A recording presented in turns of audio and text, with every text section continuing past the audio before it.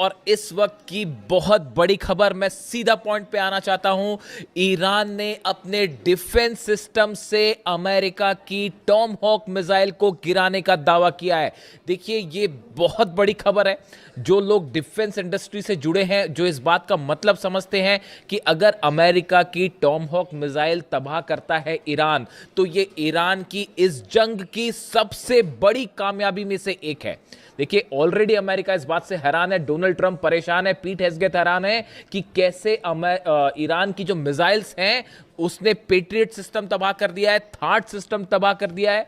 और उसके बाद अब खबर आ रही है कि अमेरिका की टॉम हॉक मिसाइल को मार गिराया है ईरान ने। जो खबर है पहले उसकी चर्चा करें।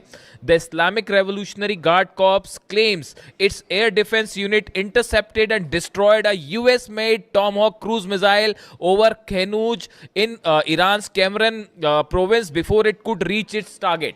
ईरान ने यह दावा किया है जो केरमनशाह प्रोविंस है वहां पर एक टॉमहॉक मिसाइल दागी गई थी जिसे ईरान के डिफेंस सिस्टम ने तबाह कर दिया है। According to Press TV, the missile was detected, tracked and neutralised by Iran's air defence unit during ongoing US military strikes. जो खबरें ईरान में हैं, ईरान का जो प्रेस ये दावा कर रहा है कि इस मिसाइल को डिटेक्ट किया गया, डिफेंस मिसाइल फायर की गई और इसे डिस्ट्रॉय कर दिया गया हवा में।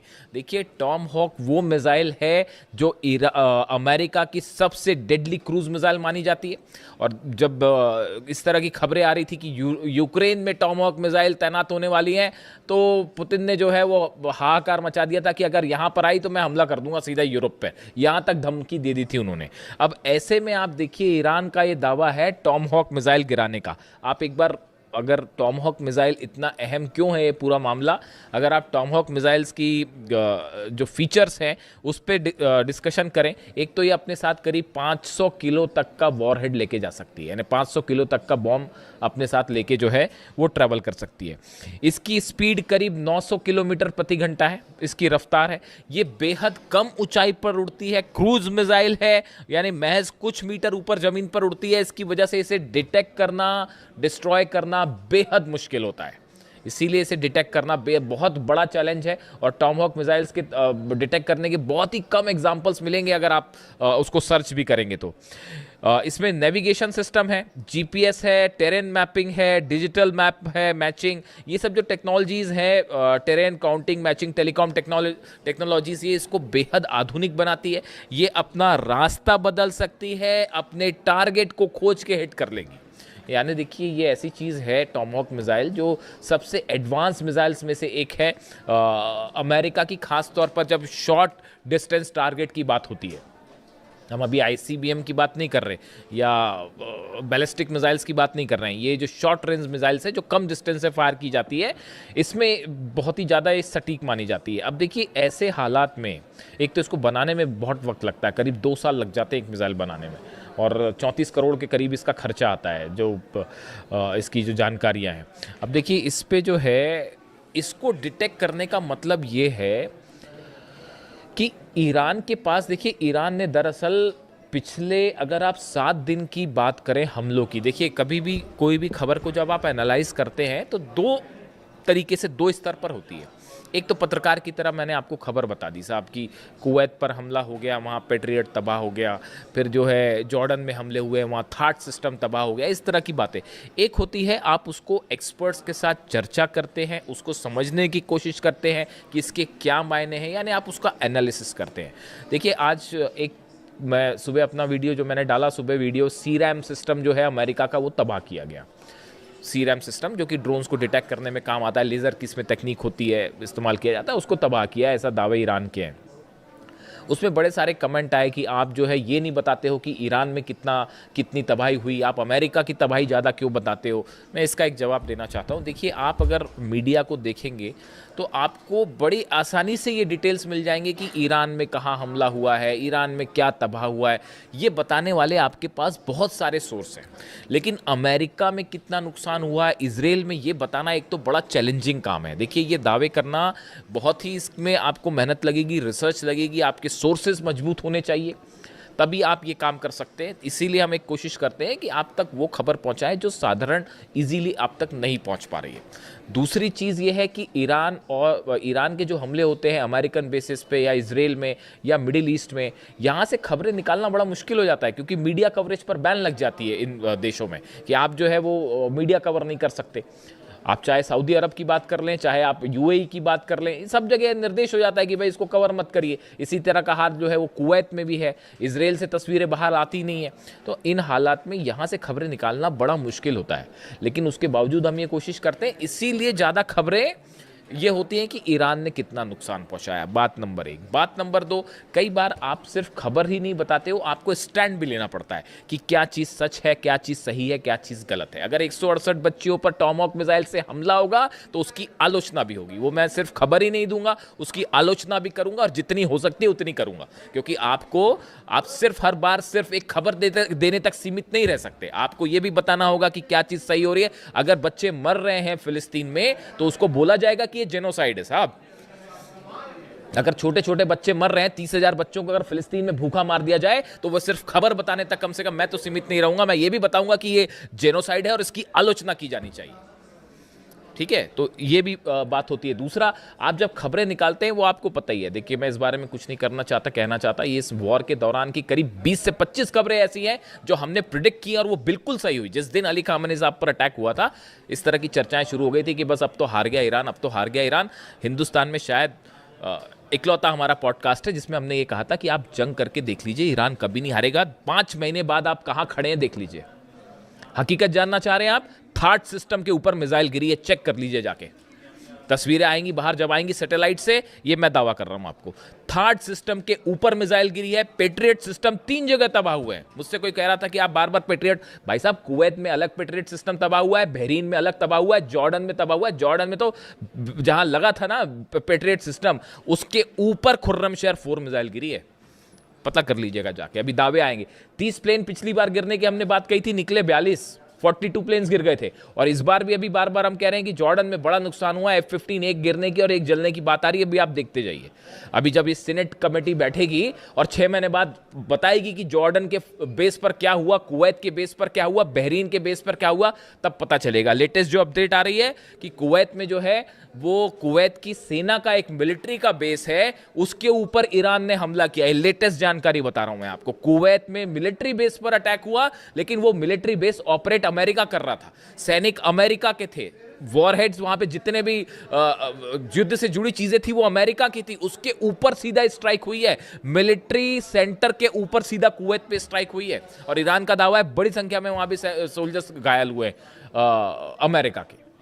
अब ये बातें कोई स्वीकार करेगा नहीं, लेकिन निकल के आती हैं, तो आपको ये सब चीजें कैलकुलेट करनी पड़ेगी कि भाई कैसे हुआ। इसीलिए ये टॉमहॉक मिसाइल वाला जो है, देखिए, अगर आपने टॉमहॉक मिसाइल मार के गिरा दी, मान लीजिए अगर ये खबर सच है जो ईरान दावे कर रहा है, ईरान के दावे जो हैं कि भाई हमने टॉमहॉक मिसाइल गिरा दी। अब अगर टॉमहॉक मिसाइल गिरा दी और अगर ये खबर सही निकल जाती है, तो आपको फिर ईरान के उन दावों को भी मारना पड़ेगा कि साहब थार्ड उड़ा दिया है और पेट्रियट उड़ा दिया है। फिर आप उसको भी मानिए। फिर आप इस बात में भी कोई आश्चर्य नहीं होगा कि वो जो कह रहा है कि भाई हैंगर्स में जो है F-15 जेट्स खड़े थे, हैंगर के ऊपर मिसाइल मारी और सब तबाह हो गए। वो धीरे धीरे सैटेलाइट तस्वीरें आनी शुरू हो गई हैं। इसीलिए इन खबरों का एनालिसिस जो है मुश्किल है थोड़ा सा। अब देखिए, ये जो अगर अमेरिका के हमलों की बात की जाए, जो अमेरिका ने स्ट्राइक्स की है पिछले 12 घंटे में, केशम आइलैंड्स पर हमले हैं, अहवाज में हमले हैं, खुजेस्तान में हमले हैं, लारक आइलैंड्स के पास हमले हैं, सिरीक पर हमले हैं, बंदर अब्बास में हमले हैं, अधिमेश्क में और ओमिदी है, ये वो इलाके हैं। करीब 15 इलाके ऐसे हैं जहां पर धमाकों की आवाज़ें हैं पिछले 12 घंटे के अंदर। तो ईरान पे तो स्ट्राइक हो ही रही है, लेकिन जब आप आ जाके सर्च करेंगे तो आपको दुनिया भर के अखबार, दुनिया भर के मीडिया आपको डिटेल बता देगी बड़ी आसानी से कि हाँ भाई, ईरान में जो इस जगह धमाके हुए, ईरान छुपाता भी नहीं उस बात को, बता देता है हाँ यहाँ हमारे हमले हुए हैं, इतने पुल तबाह हुए हैं। आपको ये बात कौन बताएगा कि जॉर्डन में कितने बेस तबाह हुए हैं अमेरिका के, कुवैत में कितने बेस तबाह हुए हैं, बहरीन में कहाँ कहाँ मिसाइल्स गिरी है, अमेजॉन के डेटा सेंटर पर हमला हुआ, आज खोल के देख लीजिए पूरी खबरें क्या है। मिसाइल गिरी, उसके 15 मिनट के अंदर हमने खबर अपलोड कर ली थी, परसों का मेरा वीडियो उठा के देख लीजिए आप। अमेजॉन का डेटा सेंटर हिट हुआ था 15 मिनट के अंदर, जबकि मैं तो पॉडकास्ट कर रहा हूं। और देखिए ये सब दावे सच साबित होंगे। थर्ड सिस्टम, उससे कई कमेंट्स पे सवाल उठ रहे थे कि ये कैसा हो सकता है, कैसे हो सकता है। पेट्रियट सिस्टम तबाह हुआ है, थर्ड सिस्टम तबाह हुआ है, जेट्स कई जलने की खबर है, और अब ये है ये टॉमहॉक वाले जो ये अभी दावे के लेवल पे है। इसको वेरीफाई करने में टाइम लगेगा, है या नहीं है, टाइम लगेगा, लेकिन ये दावा चूंकि है और बहुत बड़ा दावा है, तो टॉमहॉक मिसाइल को मार गिराना आसान बात नहीं है।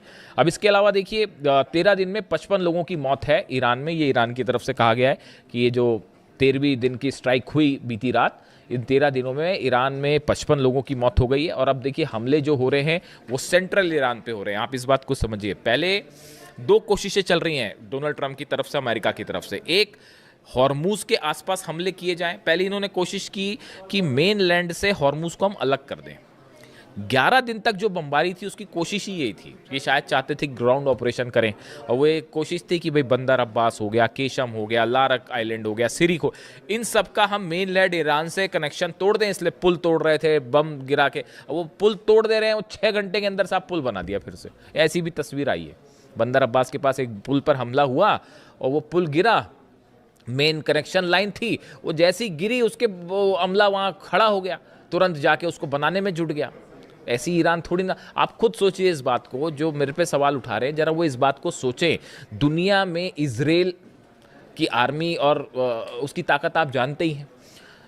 अमेरिका के पास आप हथियार देख लीजिए, अरब देशों, इन सब से एक देश मुल्क लड़ाई कर रहा है पिछले 5 महीने से। और आप क्या कर पाए? आप क्या ईरान में कब्जा कर पाए, कदम रख पाए? डर रहे हैं अभी भी डर है साहब कि अगर वहां कदम रखेंगे तो पता नहीं क्या होगा। इसी वजह से ऑपरेशन नहीं हुआ। वो एयर स्ट्राइक्स होती रही, लेकिन ये जो ग्राउंड ऑपरेशन वाला प्लान है फिर कैंसिल हो गया। ये कोशिश कर रहे थे केशम आइलैंड पे और या फिर अबू मूसा आइलैंड पे या ऐसे किसी आइलैंड पर कब्जा करने की, लेकिन वो हो नहीं पा रहा है। क्यों? डर रहे साहब हमला कर। वो तो जो छोड़िए, वो तो ऐसा ठोक रहे हैं। हॉर्मूज में एक जहाज गिरने की तस्वीर देखी आपने? वो हॉर्मूज में अभी जब कंफर्म हो जाएगा तो मैं बताऊंगा क्या। अभी ये कंफर्म नहीं है कि कौन सा जेट गिरा है। अमेरिका का एक जेट हिट किया गया है हॉर्मूज के आसमान में, उसके गिरते हुए और आग लगती हुई तस्वीरें हैं। अब वो कौन सा है, वो इनका वो महंगा वाला ड्रोन, क्या नाम है उसका, वो ड्रोन है या कोई F-15 तो नहीं हिट हो गया, इस तरह की भी खबरें हैं। अब अभी वो सच्चाई जब होगी तब सामने आएगी। MQ-9 रिपर ड्रोन तो ऐसे गिर रहे हैं जैसे बच्चे मार के गिरा देते हैं, पतंगों को गिरा देते हैं, खींच के काट देते हैं, वैसे रिपर ड्रोन्स गिर रहे हैं। पता नहीं कितने अरब का है वो। तो अब वो रिपर ड्रोन गिरा है या फिर F-35 F-15 जो है वो फिर से डाउन हो गया है हॉर्मूज में। उसकी तस्वीरें हैं, अब देखना पड़ेगा उसमें सच्चाई क्या है। और वो लाल सागर के आसपास जो है, अलग से वीडियो कर दूंगा मैं, वो लाल सागर के आसपास ईरान ने अपनी बैलिस्टिक मिसाइल तैनात कर दी है। वहाँ सिर्फ हूती का खेल नहीं है वहाँ पे। तो बड़ी सीधी सी बात है, हूती मतलब पीछे रूस बैक कर रहा है, ईरान बैक कर रहा है हूतीस को। और 2 अरब के 2 जहाज ठोकने का मतलब है क्यों नहीं हुआ हमला? अब तक कर देते हमला, सऊदी अरब हमला कर देता, और ईरान ने अपनी मिसाइल्स लगा रखी हैं वहाँ पे कि यमन पर हमला करोगे तो ये लो नतीजा। अब ये डोनाल्ड ट्रंप जो कह रहे हैं, जो नया बयान आया है कि बड़ा ही मतलब मैसिव अटैक करने वाले हैं और ईरान पर ऐसा हमला होगा कि बिल्कुल तबाही मच जाएगी, ईरान ने भी उसकी तैयारी कर ली। कि आप पिकेक्स माउंटेन पर देखिए कहानी क्या है, जो मेरे को समझ में आई अब तक बात। ये जंग बहुत ज़्यादा तो नहीं खींच सकते डोनाल्ड ट्रंप, ये बात तो तय है। बड़ा नुकसान हो रहा है अमेरिका को, ईरान से कई गुना ज़्यादा नुकसान हो रहा है अमेरिका को, समझ रहे हो आप? तो ये ज़्यादा दिन जंग खींचेंगे नहीं, मुझे ये लगता है। पता नहीं, अभी मैं समझ पा रहा हूँ जितना, कि डोनाल्ड ट्रंप का प्लान ये है। आप इस बात को याद रखिएगा, अगर ऐसा हो जाए ना तो हम फिर बात करेंगे कि वो दावे भी याद रखने पड़ते हैं, कई बार बताना भी पड़ता है, क्योंकि बड़ी भ्रमित खबरें आती हैं, भ्रम फैलाने वाली खबरें आती, तो उसके बीच में कोई दावा करना बड़ा ही मतलब उसका काम होता है। तो अभी मुझे ये लग रहा है कि ये पिकेक्स माउंटेन पर हमला होगा। ईरान के जो बचे हुए न्यूक्लियर ठिकाने हैं, हो सकता है पिकेक्स माउंटेन पे भी बंकर बस्टर बम से हमला हो सकता है। 2 बेस हैं ब्रिटेन के जहां हलचल हो रही है, B-1 B-2 बॉम्बर्स की, डिएगो गार्सिया में भी हलचल हो रही है, उस पर भी अलग से बात करेंगे। और रॉयल एयरफोर्स का जो दूसरा बेस है, वहाँ पर भी जो है B-1 बॉम्बर्स वहाँ से टेक ऑफ कर रहे हैं। इस तरह की खबरें आ रही हैं। अब इस सूरत में bunker buster bumps GBU-72 bumps तैयार है। अब ऐसा लगता है कि अमेरिका पिकेक्स माउंटेन पर हमला करेगा, और हमला करने के बाद वही बात कही जाएगी कि जैसे इन्होंने नतांज फोर्दो और इस्फहान के लिए कहा कि वी हैव ऑब्लिटरेटेड देम, मतलब हमने ईरान का एकमात्र परमाणु अड्डा बचा था पिकेक्स माउंटेन के नीचे, हमने उसको भी तबाह कर दिया और अब हम यहाँ से जा रहे हैं वापस। ये प्लान है साहब अमेरिका का। Plan number 1। और प्लान नंबर 2 है बड़ी जंग करी जाए, लंबी जंग करी जाए, लेकिन इसकी बहुत बड़ी कीमत चुकानी पड़ेगी डोनाल्ड ट्रंप को। अब वो हिम्मत कर पाएंगे नहीं कर पाएंगे वो आप जानो। ईरान तो तैयार खड़ा है, ईरान कह रहा है आप आइए हमला कर लीजिए, 2 करना है कर लीजिए।